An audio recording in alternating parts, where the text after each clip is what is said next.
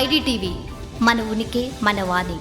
తెలంగాణలో ఒకవైపు బాణుడు బాగబగలు, మరోవైపు వరుణుడి పలకరింపులతో రాష్ట్ర వ్యాప్తంగా భిన్నమైన వాతావరణం పరిస్థితులు నెలకొన్నాయి. తాజాగా రాష్ట్రానికి రెయిన్ అలర్ట్ జారీ చేసింది. నేటి నుంచి ఈ నెల 27 తేదీ వరకు రాష్ట్రంలోని పలు జిల్లాల్లో ఉరుములు మెరుపులతో కూడిన భారీ వర్షాలు కురిసే అవకాశాలు ఉన్నాయని హైదరాబాద్ వాతావరణ శాఖ తెలిపింది. నైరుతి రుతుపవనాల గమనం, స్థానిక వాతావరణ మార్పుల నేపథ్యంలో ప్రజలు, రైతులు అప్రమత్తంగా ఉండాలని చెప్పి నిపుణులు సూచిస్తున్నారు. ప్రస్తుతం ఉత్తర ఛత్తీస్గఢ్ ప్రాంతం నుంచి తెలంగాణ మీదుగా ఒక బలమైన ద్రోణి కొనసాగుతుందని చెప్పారు. దీనికి తోడు రాయలసీమ, దాని పరిసర ప్రాంతాలపై ఉపరితల ఆవర్తనం కేంద్రీకృతమై ఉందన్నారు. ఈ రెండు వాతావరణ వ్యవస్థల ఉమ్మడి ప్రభావం వల్ల బంగాళాఖాతం నుంచి వస్తున్న తేమతో కూడిన గాలులు రాష్ట్ర వ్యాప్తంగా విస్తరిస్తున్నాయన్నారు. దీనివల్ల నేడు మంచిర్యాల, నిర్మల్, నిజామాబాద్, జగిత్యాల, రాజన్న సిరిసిల్ల, మహబూబ్ నగర్, నాగర్ కర్నూల్, మహబూబ్ నగర్, జోగులాంబ, గద్వాల్ జిల్లాల్లో అక్కడక్కడ మోస్తారు నుంచి భారీ వర్షాలు కురిసేందుకు అవకాశాలు, అనుకూల పరిస్థితులు ఏర్పడ్డాయన్నారు. అయితే ఇదే సమయంలో రాష్ట్రంలోని మరికొన్ని జిల్లాల్లో ఎండ తీవ్రత, వడగాలుల ప్రభావం కూడా కొనసాగుతుందని హెచ్చరించారు. నేడు ఆదిలాబాద్, కొమరంభీం,